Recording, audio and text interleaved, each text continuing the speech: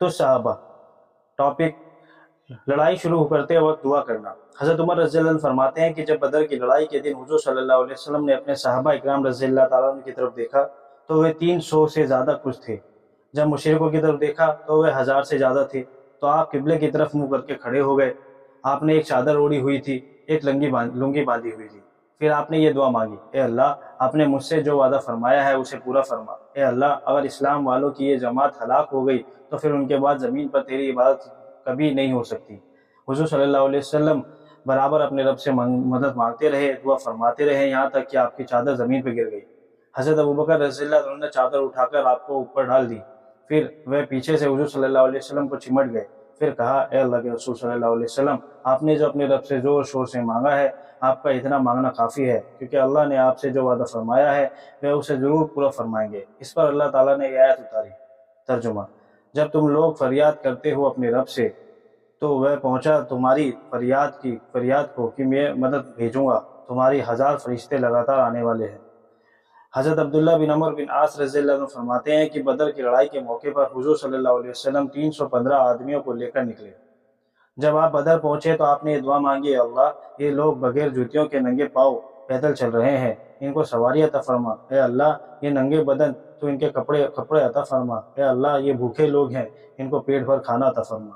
اس لیے اللہ نے انہیں بدر کی لڑائی کے دن جیت دے دی، اور یہ سب لوگ بدر کی لڑائی سے واپس ہوئے تو ہر ایک کے پاس 1 یا 2 اونٹ تھے، انہوں نے کپڑے بھی پہن رکھے تھے، پیٹ بھر کر کھانا بھی کھا رکھا تھا۔ حضرت ابن مسعود رضی اللہ عنہ فرماتے ہیں کہ میں نے بدر کے دن حضور صلی اللہ علیہ وسلم کو جتنی زوردار دعا کرتے ہوئے دیکھا، اتنی زوردار دعا کرتے ہوئے میں نے کبھی کسی کو نہیں دیکھا۔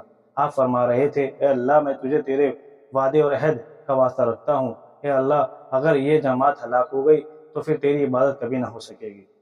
پھر آپ صلی اللہ علیہ وسلم ہماری طرف متوجہ ہوئے، آپ کا پورا چہرہ خوشی کے ہمارے چاند کی طرح چمک رہا تھا۔ آپ نے فرمایا، جیسا کہ میں اب دیکھ رہا ہوں کہ شام کو یہ کہاں کہاں گرے ہوئے پڑے ہوں گے۔ حضرت انس رضی اللہ عنہ فرماتے ہیں کہ حضور صلی اللہ علیہ وسلم احد کی لڑائی کے دن فرما رہے تھے، اے اللہ ہماری مدد فرما، اگر تو ہماری مدد نہ کرنا چاہے تو پھر زمین پر کوئی تیری عبادت کرنے والا نہیں رہے گا۔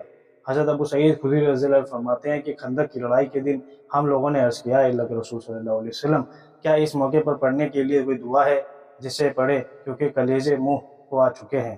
آپ نے فرمایا، اے اللہ تو ہمارے تمام عیبوں پر پردہ ڈال دے، ہمارے ڈر کو امن و امان سے بدل دے۔ حضرت ابو سعید فرماتے ہیں کہ ہم نے یہ دعا پڑھنی شروع کر دی، جس کی برکت سے اللہ نے سخت ہوا بھیج کر اپنے دشمنوں کے چہروں کو پھیر دیا۔ حضرت جابر رضی اللہ عنہ فرماتے ہیں کہ حضور صلی اللہ علیہ وسلم مسجد احزاب تشریف لے گئے، اپنی چادر رکھ کر کھڑے ہو گئے، ہاتھ اٹھا کر کافروں کے خلاف بد دعا کرنے لگے۔ اس موقع پر آپ نے کوئی نفل نماز نہ پڑھی، پھر دوبارہ وہاں تشریف لائے، ان کے لیے بد دعا کی اور نماز پڑھی۔ صحیح بخاری اور صحیح مسلم میں حضرت عبداللہ بن ابی اوف رضی اللہ عنہ فرماتے روایت کرتے ہیں کہ حضور صلی اللہ علیہ وسلم نے احزاب کے لیے ان لفظوں میں بد دعا فرمائی، اے کتاب کو اتارنے والے، اے جلدی حساب لینے والے اللہ، ان احزاب گروہوں کو ہرا دے، اے اللہ ان کو ہرا دے اور ان کے قدموں کو اکھاڑ دے۔ اور ایک روایت سے یہ الفاظ ہیں کہ اللہ انہیں ہرا دے، ان کے خلاف ہماری مدد فرما۔ بخاری میں حضرت ابو ہریرہ رضی اللہ عنہ سے روایت ہے کہ حضور صلی اللہ علیہ وسلم یہ دعا فرما رہے تھے، اللہ کے علاوہ کوئی معبود نہیں، وہ اکیلا ہے، اس نے اپنی فوج کو عزت دی، اپنے بندوں کی مدد کی، اکیلا ہے، تمام گروہوں پر غالب آ گیا، اس کے بعد کوئی چیز نہیں۔